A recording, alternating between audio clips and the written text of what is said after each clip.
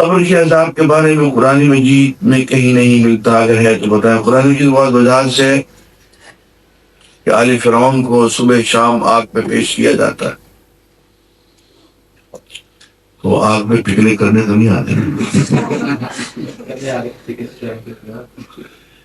یہ قبر کا عذاب ہے۔ سورہ یاسین میں ہے کہ جب وہ آیا اس شہر کے اس کونے سے دوڑتا ہوا ایک شخص اللہ کے نبیوں کی مدد کرنے کے لیے، من اقصى المدینہ رجل یسعی، بھاگتا ہوا آیا، قال یا قوم اتبعوا المرسلین، اتبعوا من لا اتبعوا من لا یسألکم اجرا وهم مہتدون۔ تو آدمی آیا، اس نے تقریر کی کہ یہ اللہ کے رسول ہے، نہ تم سے اجر مانگتے ہیں، کوئی مطالبہ نہیں کرتے، ہدایت یافتہ لوگ ہیں، لوگوں ان کی بات مان لو، ہدایت پہ آ جاؤ گے۔ وما لی لا اعبد الذی فطرنی والیہ ترجعون، ساری اس کی تقریر، اور اس کے بعد پتہ چلا کہ قتل ہو گیا۔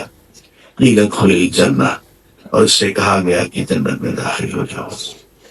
قال، اس نے کہا یا لیت قومی یعلمون، اے کاش میری قوم کے لوگوں کو، ان قاتلوں کو پتہ تو چل جائے، بما غفر لی ربی، یہ میرے پروردگار نے مجھے کیسے بخش دیا، وجعلنی من المکرمین، اور مجھے مکرم باعزت لوگوں میں اللہ نے شامل کر دیا۔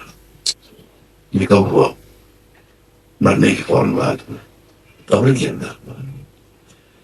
تو یہ قبر میں جزا بھی ہے، سزا بھی، دونوں یہ قرآن کی آیتیں میں نے پڑھی۔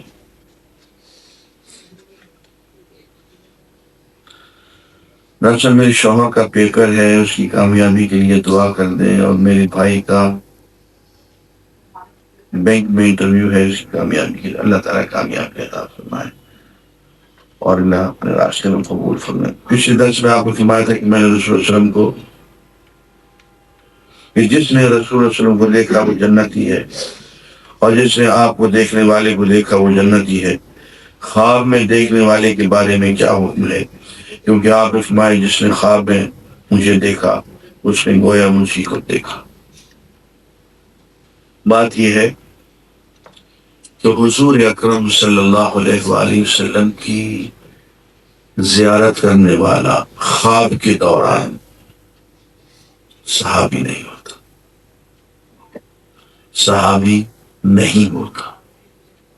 صحابی صرف وہ ہے جس نے زندگی میں حضور اکرم صلی اللہ علیہ وسلم کو بحالت ایمان دیکھا ہو، اور بحالت ایمان اس کی موت بھی آ گئی ہو، وہ صحابی ہوتا ہے۔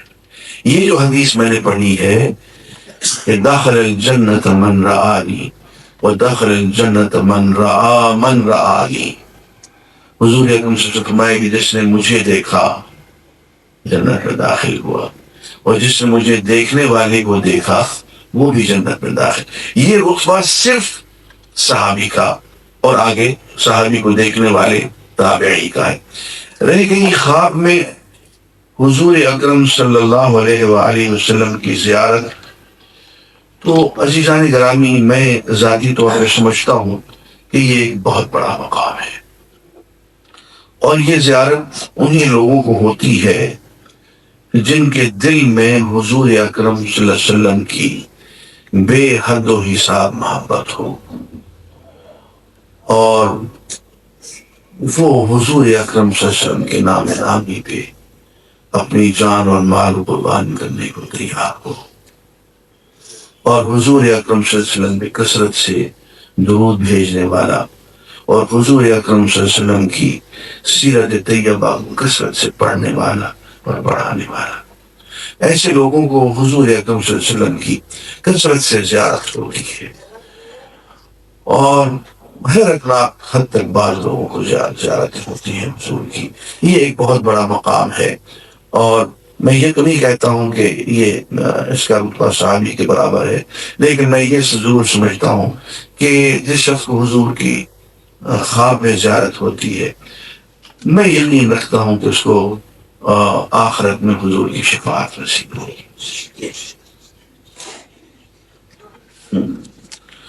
موجودہ عدالتی نظام میں گواہوں کے بارے میں کیا شرائط صادر کی ہیں اور اسلام میں گواہوں کے لیے کیا شرائط؟ بہت اہم سوال آپ نے کر دیا، اللہ آپ نے جزا ہے۔ دیکھیے، صدر ضیاء الحق مرحوم نے مدینہ منورہ میں مجھ سے کہا تھا کہ ڈاکٹر صاحب ہم اسلامی شریعت نافذ نہیں کر سکیں گے، اس لیے کہ ہمارے ہاں گواہوں کا جو سلسلہ ہے وہ درست نہیں ہو سکتا۔ آپ ذرا یہ دیکھیے کہ 1400 سال میں آج تک عدالتی کارروائی کے نتیجے میں کسی شخص کو رجم کی سزا نہیں ہوئی۔ رجم سے چھوڑ کسی شخص کو 100 کوڑوں کی سزا نہیں ہوئی۔ غیر شادی شدہ آدمی پہ ثابت ہو جائے کہ اس نے زنا کا عمل کیا ہے اور اس کو 100 کوڑوں کی سزا دے دی گئی ہو عدالتی کارروائی کے نتیجے میں، آئے کرنے چاہیے۔ جس کسی کو سزا ملی ہے صرف کسی لیے سزا ملی ہے کہ اس نے خود اعتراف کر لیا ہے، بس۔ یہ کیوں ایسا ہوا کہ اس جرم میں 1400 سال تک کوئی جھوٹی گواہی نہیں ہے؟ ضیاء الحق مرحوم نے کہا کہ ڈاکٹر صاحب اس جرم میں لوگ معصوم مارے جائیں گے۔ کہ ہمارے یہاں جو سلسلہ چل رہا ہے 4 گواہیاں جس کے بارے میں جیسی چاہو لوگ دینے کو تیار ہے، ہم کیا کریں؟ اس وقت پھر میں نے ان سے کہا کہ حضرت میں آپ کی ملاقات یہاں کے قاضی سے کرواتا ہوں۔ میرے بہت عزیز دوست قاضی سے بہت ہو گئے بھی شاید ملاقات تو نہ کروا سکا، لیکن میں نے ان سے کہا کہ پھر ہمارے یہاں ایک نظام ہے، اور وہ نظام یہ ہے کہ تزکیۃ الشہود اس کو کہتے ہیں کہ گواہی دینے والے کی پہلے تزکیہ کیا جائے۔ جو شخص گواہی دے رہا ہے اس کے بارے میں لوگ گواہی دیں کہ یہ سچا گواہ ہے، اس کے بارے میں معتبر لوگ پہلے گواہی دیں کہ اس شخص کی گواہی قابل قبول ہے، پھر گواہی لی جائے۔ افسوس کہ ہمارے نظام میں ابھی تک یہ جو موجودہ عدالتی نظام ہے چونکہ ابھی تک یہ غیر اسلامی ہے، اس میں تزکیۃ الشہود نام کی کوئی چیز نہیں ہے، جس کی وجہ سے مقدمات الجھ جاتے ہیں اور جھوٹی گواہیوں کو راستہ ملتا ہے۔ آپ گواہ بھی جرح تو کرتے ہیں اور مقدمے کا 70-80% حصہ جو ہے وہ گواہ کی جرح پہ لگ جاتا ہے، اور آپ کو پتہ ہوتا ہے کہ گواہ جھوٹ رہا ہے، پھر آپ اسے جرح کر رہے ہیں۔ آپ اسے کیوں گواہی لیتے ہیں؟ آپ اس پہ کیوں جرح کرتے ہیں؟ اس سے پہلے آپ یہ تو طے کریں کہ گواہی لینی بھی چاہیے اس کی کہ نہیں۔ اگر وہ 50 مقدمات میں جھوٹی گواہی پہلے دے چکا ہے اور آپ کے ریکارڈ پہ ہے یہ مقدمات میں یہ جھوٹی گواہیاں دے چکا ہے اور ہمیں آگے تک چل کے اس کی گواہی کو جھوٹی گواہی قرار دینا پڑا ہے، کیسے جھوٹی گواہی لے سکتے ہیں؟ اس لیے ہمارا نظام بالکل مختلف ہے موجودہ عدالتی نظام میں۔ ہمارے نظام میں کوئی مقدمہ جو ہے 1 ہفتے سے زیادہ وقت نہیں لے سکتا۔ اس وقت بھی غیر گزرے حالات میں بھی سعودی عرب کے اندر کوئی مقدمہ 1 ہفتے سے زیادہ وقت نہیں لیتا، اور 90% مقدمات جو ہیں وہ اعتراف پہ ختم ہوتے ہیں۔ قاضی کا پہلا زور یہ ہوتا ہے کہ وہ ملزم سے یہ کہے کہ دیکھ میاں فیصلہ تو ہم کریں گے، بہتر یہ ہے کہ تو توبہ کر لے اور اعتراف کر لے تاکہ اللہ کے ہاتھ بھی پاک ہوگی۔ سزا تو تجھے مل جائے گی، لیکن اس سزا کو پانے کے بعد اگر تو آخرت میں بھی سزا تو نے پانی ہے تو پھر تجھ سے بڑا بد نصیب اور کوئی نہیں۔ بہتر یہ ہے کہ تو اعلان مقدمہ چلنے سے پہلے تو خود اعتراف کر کے اس سزا کو تو خود قبول کر لے تاکہ وہ تیری توبہ شمار ہو، تیری پاکیزگی شمار ہو۔ یہاں سے مقدمہ چلتا ہے، اور 90% کیس جو ہے وہ مجرم کی کنفیشن پہ، اعتراف پہ ختم ہو جاتی۔ 10% मुकदमात में जरा करनी पड़ती है. अच्छा, मैं इसी पे मैं लेक्चर दे रहा था, जज साहबान यहाँ से गए हुए थे मदीना मुनव्वरा में. जब ये जज साहबान को समझाया कि आप मुल्ज़िम से यूं बात करें, उनसे एतराफ लें, कन्फेशन लें और कार्रवाई को लंबा न करें, तो एक जज साहब खड़े हुए, कहने लगे, डॉक्टर साहब मैं ये कर चुका हूं, मैंने एक कत्ल के मुजरिम को मैंने अपने पास बिठा लिया और मैंने बहुत प्यार से उससे पूछा कि देख, हमें पता चल गया कि कत्ल तू नहीं किया, हमारे पास बड़ी पक्की और सच्ची गवाही है, तू हमारा वक्त ज़ाया ना करे और अल्लाह के यहाँ तू सुरखरू होके जा, तो खुलम खुला इसका ऐलान कर दे कि मैंने कत्ल किया, मुझे सजा दी जाए. सजा आप तुम्हें दे देंगे, यूं भी देंगे, लेकिन अल्लाह के यहाँ तो पाक हो के जा.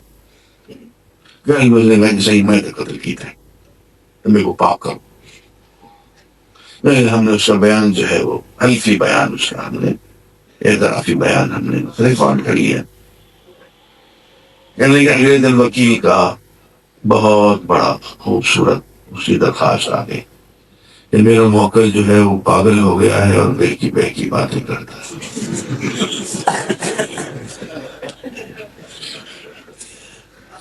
पागल हो गया है और बहकी बातें करता है.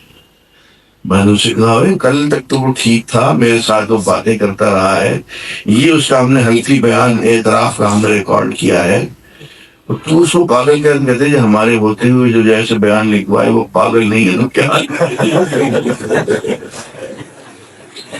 हमारे होते हुए, वकीलों के होते हुए जो इस किस्म के एतराफ में जुर्म करे पागल नहीं है तो क्या है. अब ये एक निजाम है कि वकील ने ये तय कर रखा है कि कोई झूठ को सच और सच को झूठ बनाएगा. ये बात अदालत को भी मालूम है, ये मौकल को भी मालूम है, वकील को भी मालूम है, मुजरिम को भी, मुद्दई को भी, मुद्दा अलैह को भी, सबको ये मालूम है कि हमने आखिरकार झूठ का प्रचार करना है.